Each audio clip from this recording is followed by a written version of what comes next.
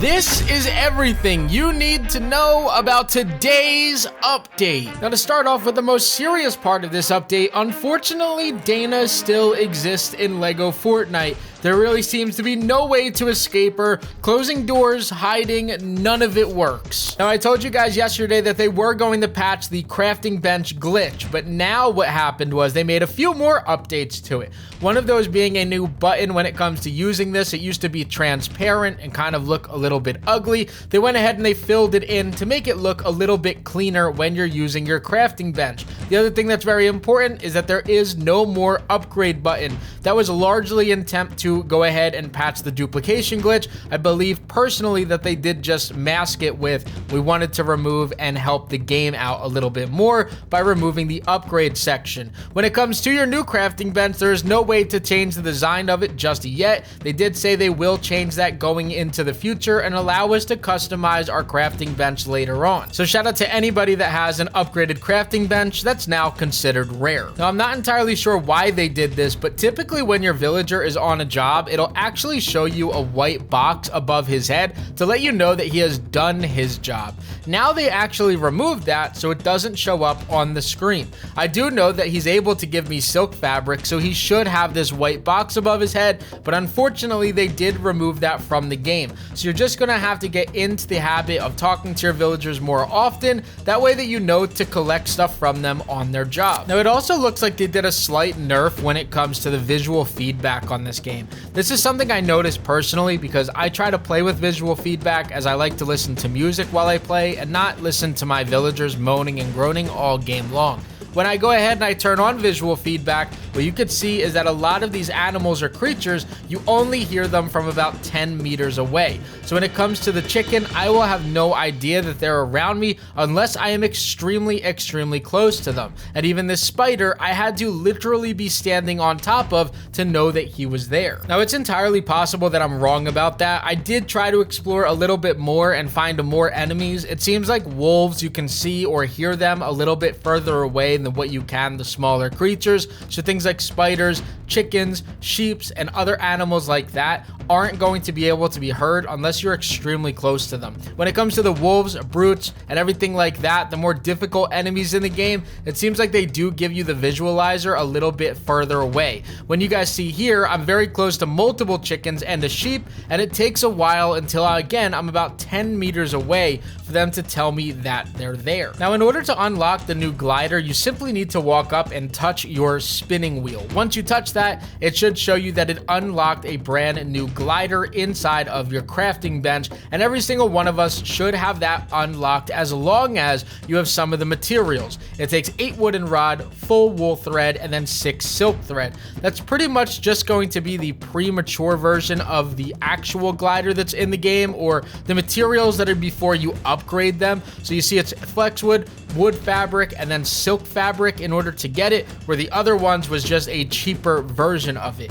And honestly, these are pretty much 2 brand new items because not only did we get a brand new basic glider, but our regular glider got a buff to it as well. So let's show off these gliders a bit. I do have the basic glider made for me, even though I likely won't be using this one. When it comes to it, it looks like it got the same exact stamina depletion as what you originally had on the OG glider. It goes by pretty quick. You could still get pretty far with it, but again, it depletes your stamina bar very fast. Now, we also have the red glider, or the OG glider, and what they did to this was they just raised the stamina that was allowed inside of this, or made it so it depletes a lot less. You can see now when I'm gliding, that stamina bar is hardly moving, which means that I could go much higher in the air and glide much further. Now, these changes are really nice for people that don't know about the swinging pickaxe glitch. If you guys didn't know about this, if you have your glider out, let go of it, swing your pickaxe, and then pull it again, you could repeat that process over and over and never really hurt your stamina bar. This just allows you to travel much further whilst remaining a little bit higher in the air and not having as much of a drop. For whatever reason, when it comes to the pickaxe, that'll keep you up in the sky with the animation that it gives. This doesn't work for the axe, sword, lightsaber, or anything else but the pickaxe. And then what you guys could see is you could actually do this with with the basic glider as well. So there really might not even be any reason to burn the extra materials if you're running low, because you could get just as far with the basic glider using this trick. Now this could not be new, but I did just notice this. It looks as though that your lightsaber changes colors when it's low on durability, just to indicate that it is low. I believe that this is new. I never remember seeing this before, but it does show that my blue lightsaber is very low in durability, and it demonstrates that simply by changing colors like it's an emergency. Critical damage is another thing that was added, which is really nice. I have a green sword here, which only does about 5 damage,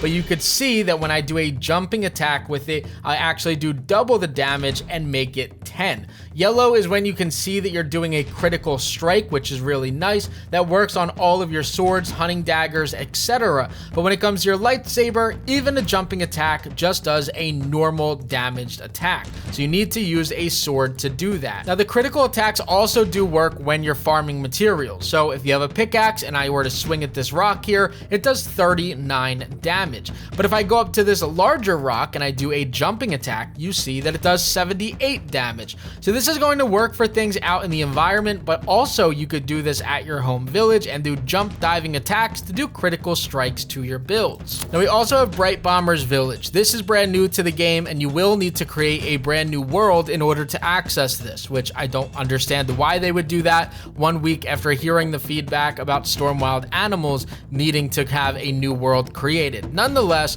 this isn't anything too crazy in the game. If you guys want to load in and do this, you guys can. It is very simple for people that have played the game for a while. All that this is loading in, taking a look at a brand new village that was created specifically for and by Brite Bomber. It has her decorations from her decor sets scattered around this area, and all that she wants you to do is build it up and just get the basics of the game down. There's nothing too crazy here. It's not like you can do too much, and it's not like we're truly missing out on a lot. I think the only thing that I kind of don't like is that we have these brand new outposts, such as her Brite Bomber one with that purple sphere. I would love to have that on here and have that at my actual world, but unfortunately I don't get to have that. She also has a 4 stack of new villagers that'll come. I believe that's just villagers that are already in the game, but they're locked in specifically to here to get the nice ones, or the ones that we would really like to have. But you guys could see all the decorations around here are just decorative pieces that she placed around from her build sets that are available inside of the item shop right now. Again, nothing too crazy. I don't think we're really missing out on much, but I do think it would have been nice if all of this stuff was in our original worlds.